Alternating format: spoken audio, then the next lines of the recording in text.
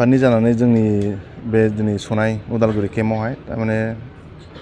Rising day celebration खालामदों। बेहाय फैनानै गोजोननाय मोन्दों आरो रायजो राजा आइ आफामोनाबो लोब लोबै फैदों। दा बेखौनो आं मेसेज खालामनो सानदों बे जोंनि आफादखौ NLFBखौ नेसनेल लिबारेसन फ्रन्ट अफ बर'लेण्डखौ थारमाने बेबायदिनो जुदि सापर्ट खालामबाय थायोबा जों थांखियाव सहैगोन आरोखि। नोंथांमोननि जि थांखिखौ लानानै जि नोंथांमोना 3 बोसोर जि गुबै दाहाराव बोहैगासिनो दङ दिनैसिम सरकारजों सावरायनायनि जि मा मेसेज नोंथांमोननि सरकारजों सावरायनो होनो गावसोरा माबा लायो इनफरमेसन हरो जोंनिसिम खौरां फैयो नाथाय दासिमबो एक्जेक्टलि जों टेबोल ट्राइपार्टि टक जिरायनो मोनाखै। खिन्थु मेसेज फैबाय थायो कि र' जिरायगोन होननानै जोंबो नेगोन जोंहा थैज' दङ जों नांगौबा जोङो 10 बोसोरखौ नेगोन 15 बोसोरखौ नेगोन मा NDBआ जुदि 35 इयार्स स्ट्रागल खालामबायबा जोंलाय दासो 3 इयार्स जादों दंबावोना बहुत टाइम। नोंथांमोना जि 3 बोसोर जि NLFBआ आगान होबाय आरो जि नोंथांमोननि जि गुबै इसुफोरखौ दिनैनि सानाव रायजो राजाफोरनो फोरमायगोन नामा मा इसुखौ लागोन नोंथांमोना? एक्सुवेलि जोंनिया मेन इसुआ जाहैबाय जानाखि दा रन्जन सार दंमोन जेलाव बेखौबो दासिमबो बख'वाखै ओमफ्राय जानाखि केरेसफोर दङ NDBनि इसु लानानैसो जों NLFBआ जोनोम जादोंथ'। दा बेखौ थांना नायोबा जोङो रन्जन सारखौथ' बख'खायाखै इनफेक्ट दा जोंनि CNC आर्मि चिफ बेखौबो दा जेलावसो लांबावदों एकर्डनि उनावबो। सिगां बिसोर बुंदोंमोन कि रन्जन सारनि केसा माबामोन मा होनलाय बे एकर्डनि सिगां कनभिक्ट जानायमोन बेखायनो बेखौ थारमाने एसे प्रब्लेम जादों बख'नो होननानै। नाथाय दा आं बेखौनो सोंदों आरोखि ना आङो माबाफोराव गिदिर गोलाव जानाखि दा MLA MCLA MPफोर दङ आं बिसोरखौनो सोङो थारमाने जोंनि बाथानि केसा आलदा बेथ' कनभिक्ट जायाखैमोन सिगांहाय दा खिन्थु एकर्डनि उनाव मानि थाखाय लांखो खिन्थु एकर्डनि उनाव मानि थाखाय बेबायदि सोहैफिनखो दा बेखौ थारमाने बिसोरसो मिथिगोन आरोखि जोंथ' बेखौ बिजिरनानै नायगोन। सार बेबायदिनो जाबाय थायोबा सारमोना माबाफोर मोनसे हिदांथ लागोन नामा बेबायदिनो जेनेबा बिदि जाबाय थायोब्ला? ओरैनो दाखालि माबाया मा होनोमोनलायो SP स्पेसियेल ब्रान्सनि ADGP बे लेंहरनानै जोंनि GS फानजारि फानजारिखौ बुंदोंमोन जाहैदों माने आफादखौ बिदि खालामबाय थानो मोनला आफादखौ फोजोबनांसिगोन। खिन्थु आफादाथ' बिदि फोजोबजानाय नङाना थांखियाव सहैयाबाथ' जों फोजोबनो हाया। सारमोननि डिमान्डआ फुलफिल जानाय बायदि नुनो मोन्दों ना दासिमहालागै जेबो फुलफिल जानायखौ नुवाखै? फुलफिला जागोन खिन्थु जों स्ट्रागल खालामबावनांगोन। एथ' सहसै दा बिसोरो जोंनो होनाय नङा मानो होनबा जोंनि संगठना गोदान 3 इयार्सल' जादों बेखायनो बिसोरो एथ' सहसै जोंबो मानिनानै लाया खिन्थु जों नाजाबाय थागोन स्ट्रागल खालामबाय थागोन। गोनांथि जायोब्ला नोंथांमोना फिन आखायाव आरो हाथियारखौ दैखांहैगोन नामा? हाथियार लानाय लायैखौ आङो बेयाव स्टेटमेन्ट खालामा थारमाने आखायाव हाथियार थाबासो थारमाने जोङो हाग्रायाव खारफिननो हायो आरो दानि नैबे मुहुर्त टाइमाव थारमाने टेक्न'लजिनि माबा जाबाय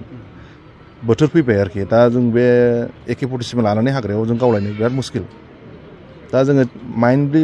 माबा जानानै थानांगौ आरोखि मा होनोमोनलाय प्रिपेयार जानांगौ आरोखि साइक'लजिकेलि जोङो माबा खालामनो हायो प्रेसार होनो हायो गभर्नमेन्टखौ खिन्थु आखायाव हाथि लानानै गावलायनाया थारमाने ब्लाड सेटआ थारमाने गाज्रि जायो आरोखि। जों नुनो मोनो जों दा गोबां बर' हारियाव नोंथांमोननि रैखाथि गैयैनि सायाव गोबां जोंनि बर'फ्रा फेक एनकाउन्टार जादों आरो बे बेलायाव दासिमहालागै रावबो न्याय मोनाखै बेनि बेलायाव सार माबाफोर बुङो नामा? बेनि इस्युखौ आं बुंनो थाङोबा थारमाने दायआ जों गासैनिबो दङ। थारमाने जोङो सोरबा जोंनि बर' लाइमोनखौ जुदि फेक एनकाउन्टार खालामथारोबा जों रावबो स्टेन्ड खालामग्रा गैला दा बे मेन इस्यु सोरबा सासे सानै स्टेन्ड खालामनो नागिरो बेखौबो थारमाने गोजौनिफ्राय दबथायनानै दोनो। दा बेखायनो नों आङो गासैबो रायजो राजा स्पेसियेलि दा मिडिया पार्सन नोंसोरो जुदि राइट रल लायोबा खिन्थु बेफोरबायदिया थारमाने खमायलांनो हमगोन आरोखि। नोंसोरो आंखौल' सोंनो नाङा नों बयखौबो सों बिदिनो डाइरेक्टनो जाहाथे पाब्लिकफ्रा बुजिलांनायनि आरोखि। जि BTR रेकर्ड जानानै थांबाय बेयाव जि माखासे दफाफोरा मावफुंजादों माखासे दफाफोरा मावफुंजायाखै दा दफाफोर मावफुंनायनि बेलायाव नोंथांमोना मा बुंदों NLFBनि बेलायाव?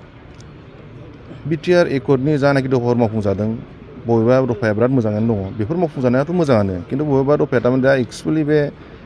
NDBनि केसखौ लानानै बुङो आरोखि ना हाइनेस नन हाइनेस केसखौ लानानै बेफोरबायदि जाथावना नङामोन आरोखि दा जुदि सुख सान्थि जुदि थाजोबनो लुबैदोंमोनबा माखासे जेलाव थानानै माखासे राजा जानाय बेखौथ' नों आङाबोथ' फसायनाय नङाना सोरबाया खस्थ'आथ' बयबो खालामदोंमोन जयैनो आबसुआनो होन NDBआनो होन BLTआनो होन जेनेबा दा माखासेया जुदि राजा जानानै थायोबा माखासेया जुदि जेलाव थुनानै थायोबा बेथ' मोजां जाया आरोखि जोंनि साननायाव बेफोरबायदिनि थाखायनो जोङो दा थारमाने बेफोरबायदि NLFB होनाय जोङो मोनसे जांख्रिथायारि माबाखौ लाफिननांगौ जादों। सरकारा सावरायनानै नोंथांमोननि डिमान्डखौ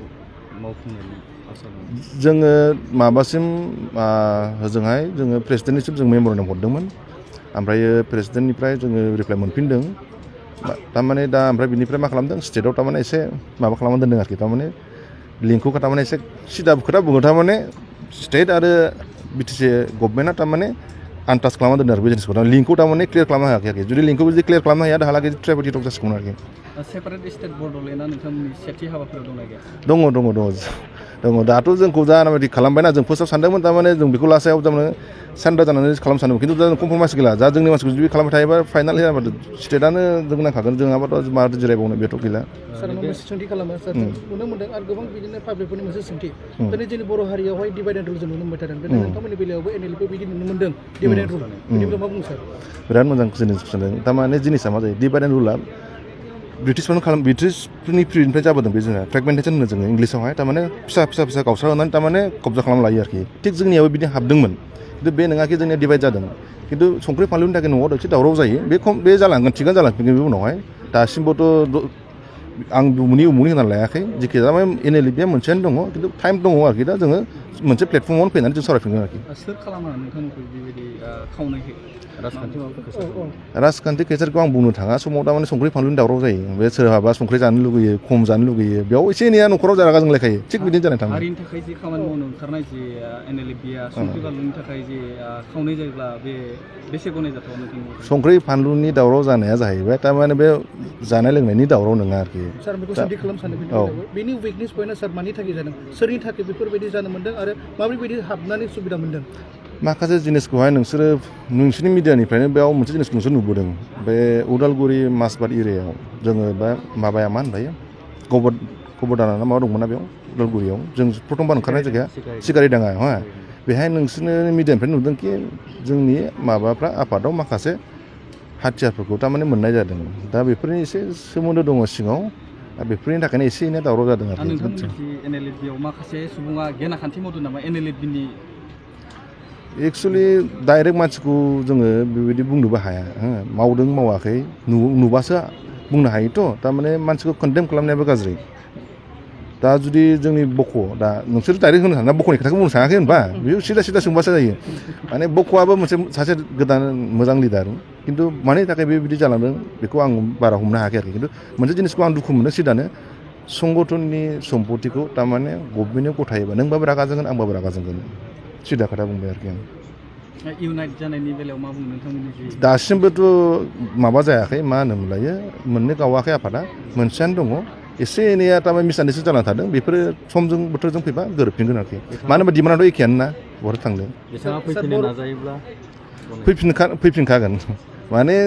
दा रायलायलायनाय गैया सिदा खोथा बुंबाय खिन्थु कन्टेक्ट थालायलायो आरोखि माने इनडाइरेक्टलि थारमाने सेंग्राफोर थायोना बिसोर इनफरमेसन होयो आरोखि जों कन्टेक्ट खालामो सेंग्राफोरनि थ्रुयै इनफरमेसन मा खालामदों मा खालामाखै आरोखि एनएलपिनि डिमान्डखौ फुलफिल खालामनायनि माबाफोर डेडलाइन होगोन नामा सरकारनो दा डेडलाइन होयोबाबो सरकारा जोंखौ गाबोननो नारसिनगोन खस्थ' होगोन थारमाने दा ओरैबायदि सिचुवेसन जानानै दं दा जों टेकफुलि हेन्डेलिं खालामनांगौ दा जिनिसफोरखौ जों सोरखौबा बुंनो थांबाबो मानो होनबा जोंनियाव दा पेरेन्ट गैया जोंनो गसंगासिनो दङ रावबो सापर्ट खालामा ना गभर्नमेन्टआ सापर्ट खालामो ना सोरबा रावबो संगठन सापर्ट खालामा खिन्थु जों सिंगेल संगठन हाथियार लानानैहाय दोनथ'नानैहाय जों नाजागासिनो दं आरोखि रायजोआ खिन्थु फुल सापर्ट खालामो आरोखि खिन्थु संगठन हिसाबै खालामाखै सार बर'नि थाखाय जुदि नोंथांमोननो नांबोदोंब्ला दिनै जों गोबां नुदों पलिटिकेल एंगेलावसो इनभल्भ जाजोबनाय दा बेनि बेलायाव सार गोबां रायजोफोरा दुखु मोननानै दङ पलिटिकेल एंगेलजों हाबनानै बर' हारिखौ बावना थाङो बेनि बेलायाव सार मा बुङो? बे इस्युआनो दा बे आं बेखौनो बुंदों थारमाने जों रावबो पलिटिक्सजों इनभल्भमेन्ट गैया जों जुदि इनभल्भमेन्ट थानायमोनबा दा जोंनाबोथ' मेरला संख्रि फानलुनो जों रावनिफ्रायबो मोना माथो फैसाखौ मा बुंनो जानाखि थाइसे थाइनै रायजो राजाफोर हरो जों बेजोंसो जायो दा जानाखि जोंनि केमाव जायो जों गभर्नमेन्टनिफ्राय थाइसेबो मोना अब्लाबो जों थागासिनो दङ दा जाय मानसिया बेबायदिनो थारमाने गभर्नमेन्टजों माबा थांफिननानै जुदि लिंक लानानै बिदि हेन्डेल जायोबा बेखौ आं पार्सनेलि जेबो बुंनो थाङा जायोबो माने आंनि आसियानो जुदि समान नुजोबाबा मालायनि साननायखौलाय माथो समान सानजोबनो हानो मानो होनबा जोङोसो थांखियाथ' मोनसेयानोमोन जेनेबा जों जयै ओंखारदोंमोन बे थांखियाव ओंखारगोन होननानै खिन्थु माखासे जिनिसा थारमाने बिदिनो थालाङो आरोखि